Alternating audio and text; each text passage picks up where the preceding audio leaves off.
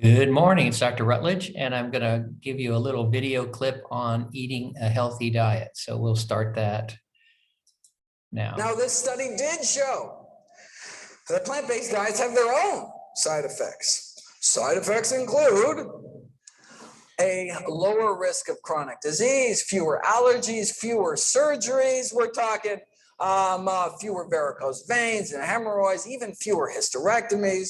And we're not talking just the big killers, right? Not just less heart disease, cancer. This is the longest study on vegetarians in human history. Not just less heart disease and stroke and high blood pressure and diabetes, but less diverticulosis, less, you can read this, less diseases overall, right? That's the side effects of a plant-based diet, less disease overall. Here's the allergies thing. Again, longest running study on vegetarians in history. Women who eat meat compared to vegetarians appear to have a 30% greater risk of reporting chemical allergies, 24% asthma, more drug allergies, even more bee sting allergies, 15% more hay fever.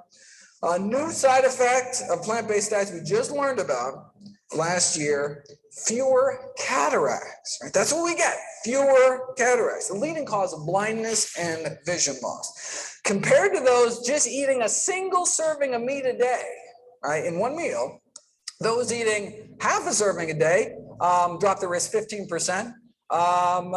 Just eat fish, dropped about 21%. Get rid of fish, drop 30%. Get rid of eggs and dairy, full 40% drop in risk. And that's all in addition to my favorite side effect of plant-based diets, helping to prevent 15 out of our 16 top killers. Want to solve the healthcare crisis?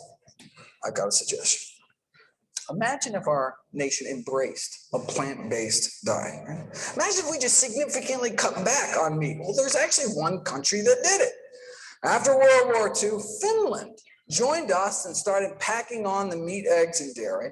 And by 1970s, the mortality rate from heart disease of Finnish men was the highest in the world, even put us to shame.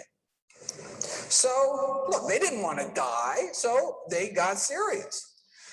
Heart disease is caused by high cholesterol. High cholesterol is caused by high saturated fat intake. So the main focus of the strategy was to reduce the high saturated fat intake in the country. So this means here that's cheese, chicken, cake, and pork, basically. All right. So a berry project was launched to help dairy farmers switch to berry farming, right? Whatever it took.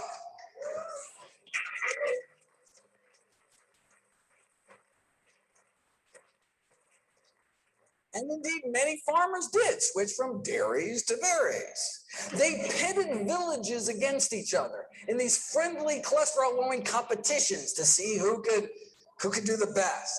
All right, so how'd they do? All right, look, on a population scale, even if mortality rates drop, 5%, I mean, that could save thousands of lives, right? But remarkably great changes took place. An 80% drop in cardiac mortality across the entire country. 80% drop in heart disease deaths. With such greatly reduced the rates of cardiovascular and cancer mortality, the all-cause mortality was basically almost cut in half, leading to 7 more years, men are living 7 more years, 6 more years for women, right? And look, this is just cutting down on animal products.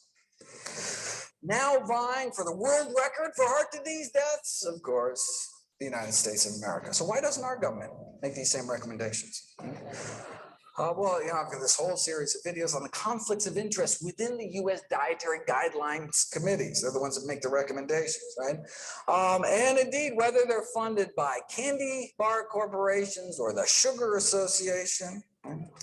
Or a member of McDonald's Council on Healthy Lifestyles, serving on Coca-Cola's Beverage Institute for Health and Wellness. And notice, we only know about this thanks to a PCRM lawsuit against the USDA. Very impressive. Very good.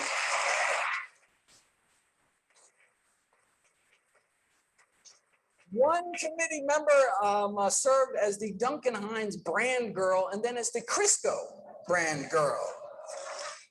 These are the folks, all right? Dictate U.S. nutrition policy, right?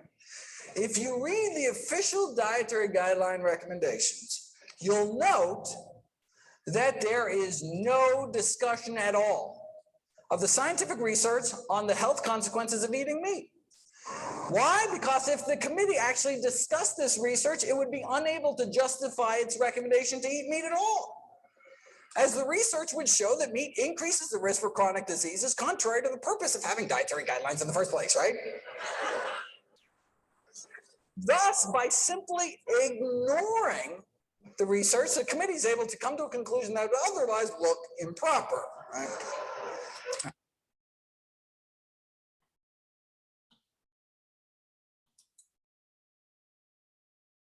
Take a look, think about it.